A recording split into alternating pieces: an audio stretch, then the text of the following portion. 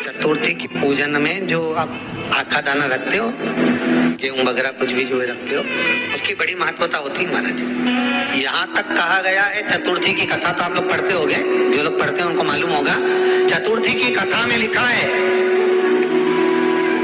चौथ माता के व्रत में वर्णन किया गया है कि वो आखा दाना जो रखा जाता है, मान लो कोई जरूरी काम होता है तभी आखा दाना को रखा जाता है, संभाल के रखते हैं कि हम इस काम के लिए जा रहे हैं और हमारा ये कार्य सफल होना चाहिए। तो जिसने चतुर्थी का व्रत करा है, जिसने चंद्रदेव का पूजन करा, चतुर्थी का व्रत करा, वो गणेश जी से विनती करके वहां से 2-4 आखा दाना उठा ले, और जो व्यक्ति का काम अटक रहा है अपने ही घर का, पर दूसरे कुल को नहीं देना, अपने कुल के अंतर्गत जो काम अटक रहा है उसकी जेब में, उसके पल्लू में उस चीज को रख दिया जाए।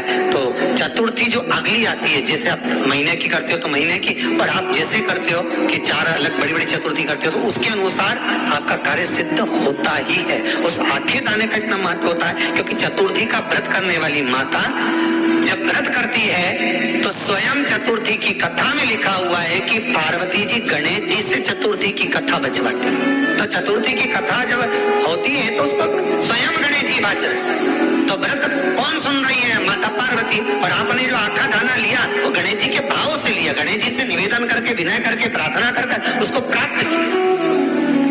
तो जिनकी यहाँ संपदा की कमी होती है, वैभव की कमी होती है, लक्ष्मी की कमी होती है, प्रतिष्ठा की कमी होती है, धन की कमी होती है, उसके लिए बुधवार के दिन अगर शंकर पर 1 लोटा पानी चढ़ाया जाता है तो जिन लड़कियों का विवाह नहीं हो रहा, जिन बच्चों का विवाह नहीं हो रहा, उन बच्चों के लिए विवाह हो जाते हैं। हमारा बलबीर से मतलब होता है जिस कन्या या वर का विवाह नहीं होता, 40 साल हो गए या 30 साल हो गए, या जब 28 के बाद में लड़का लड़की क्रॉस हो जाए कि 29 में, 30 में, 32 में, 34 में, 40 तक पहुंच गए और विवाह नहीं हो रहा, तब बेलपत्री के जो पेड़ होता है, वृक्ष होता है, उस वृक्ष की जो डाली होती है, उस डाली के मनकों से जो माला बाजार में मिल जाती है, बेल की माला, उस माला को भगवान शंकर को समर्पित कर बेलपत्री के वृक्ष के नीचे बैठ कर भगवान शंकर का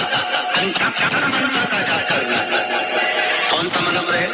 पंचाक्षर मंत्र कल बताया था, नमः शिवाय। अगर रसोई घर से भोजन में तुलसी डलकर अगर ठाकुर जी के सामने वो थाली रखी तो ये पक्का है वो थाली ठाकुर जी नहीं जीमेंगे, क्योंकि उसमें तुलसी रखी हुई आई।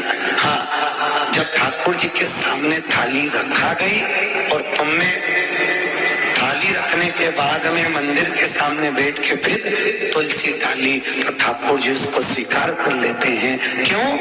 क्योंकि 33 करोड़ देवी देवता एक जगह पर विराजमान है। जब हम थाली रखते हैं प्रथम देव उस भाग को ग्रहण कर ले। जब तक तुलसी डालते हैं प्रथम देव अपनी दृष्टि हटा लेते हैं। समय होता है, एक टाइम होता है, एक पल होता है, एक घड़ी होती है कि गणेश जी महाराज हमारे घर में आ गए।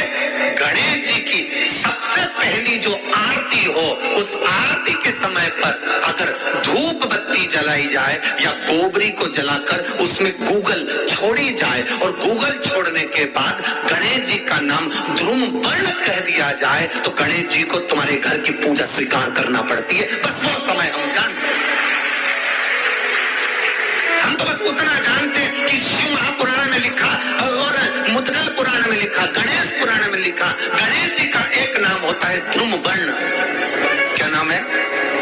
ध्रुम वर्ण गणेश जी का एक नाम होता है। जब हम धूप जलाकर और धूप लगाने के बाद में गणेश जी की सबसे पहली आरती करने के पहले अगर हम सबसे पहली आरती गणेश जी की कर रहे हो, अपने घर में स्थापना कर रहे हो, बिठा रहे हो और तुम चाहते हो कि गणेश जी मेरे घर में आके मेरी पूजा को स्वीकार करें और जो मांगू मेरा गणेश मुझे दे 10 दिन के अंदर, तो पहला नाम लेकर पुकार लेना ध्रुम वर्ण विनायक, बैठो, बस काम हो गया। वो फिर होकर आता। सुंदर जोड़ी थी शंकर और पार्वती की, सही है कि गलत है? कभी नहीं झगड़ते थे। इसलिए पृथ्वी पर ना तो लक्ष्मी जी के व्रत हैं, ना ब्रह्मणी के व्रत है, ना इंद्राणी के व्रत है। अगर पूरी पृथ्वी पर सबसे ज्यादा व्रत किसके हैं? माता पार्वती। तीज का व्रत किसका? पार्वती का। चतुर्थी का व्रत किसका?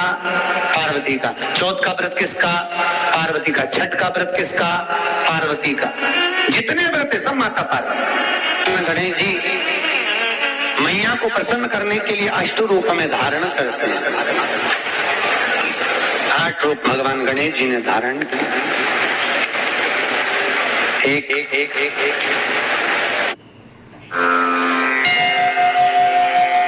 सोचिए, इस इंसानी महासागर में आपका कोई अपना खो जाए। महाकुंभ, भक्ति का सबसे बड़ा समागम। यहाँ भक्ति में खोना आसान है और उससे भी आसान है अपनों को भीड़ में खो देना। क्योंकि आज भी करोड़ों भारतीयों के पास अपना मोबाइल नहीं है और परिवार के किसी सदस्य के नंबर पर निर्भर है।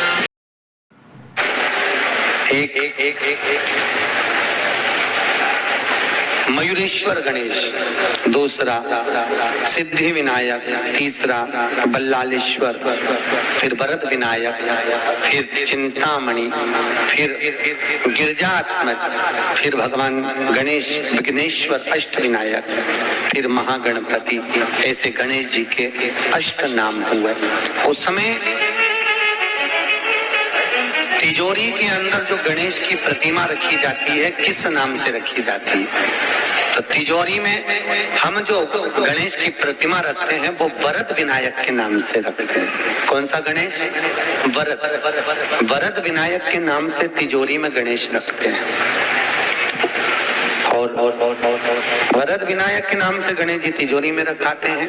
आपको कथा में कहा था, घर में सीधी सूंड का गणेश और व्यापार व्यवसाय ऑफिस में उल्टी सूंड का गणेश होना चाहिए।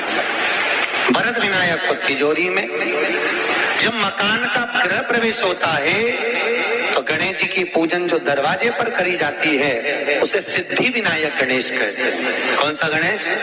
सिद्धि विनायक। जब हम घर में शुभ कार्य हो, बंदर बाल लगाएं, कोई दरवाजे पर शुभ लाभ लगाएं या स्वस्तिक बनाएं या माताएं दरवाजे पर रंगोली डाले तो उसी समय पर सिद्धि विनायक के नाम से रंगोली डालना चाहिए। तो घर में लक्ष्मी बढ़ती है, सिद्धता बढ़ती है।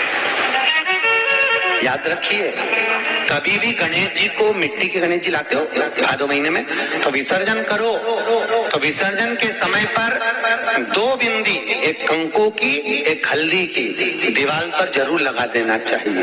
क्यों?